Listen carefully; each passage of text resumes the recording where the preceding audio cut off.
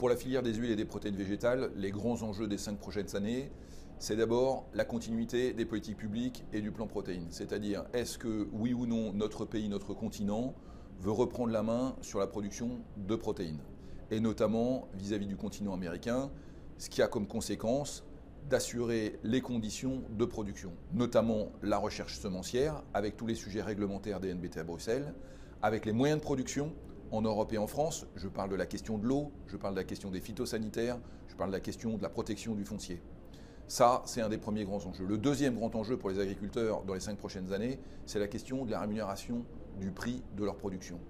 Et donc là, on a non seulement la question de Egalim 2 et de la négociation avec la grande distribution, mais également l'acceptation par le consommateur de payer le juste prix des produits qui sont fabriqués sur le continent européen. Et je pense à l'agriculture et à l'agroalimentaire.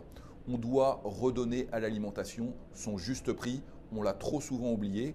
Et si on veut conserver une agriculture avec de nombreux agriculteurs et de la qualité, il faudra qu'on accepte de la payer. Ce sera un vrai enjeu des 5 prochaines années.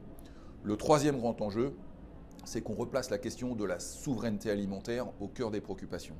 Cette question de la souveraineté alimentaire, elle reprend corps avec le conflit ukrainien, puisqu'on revient sur les fondamentaux. Les fondamentaux pour n'importe quel homme sur la planète, c'est se nourrir, se soigner, se protéger. Et ça, quand on est en période de conflit, ça revient très vite sur le devant de la scène. Et cette souveraineté alimentaire, elle veut dire qu'on doit redonner à la France et à l'Europe les moyens de produire pour sa population, mais on doit aussi, et c'est essentiel, s'imprégner de ce qui se passe autour de nous. Et je pense notamment à l'arc méditerranéen, au continent africain. Et ça veut dire qu'il faut accepter de produire en local des productions pour les Français, mais aussi parce qu'on a la chance d'être sous un climat tempéré, avec un savoir-faire agricole, une logistique et des compétences, de se préoccuper de ceux qui n'ont pas cette chance, et notamment les quelques 2,5 milliards d'Africains en 2050 qui se poseront ces questions.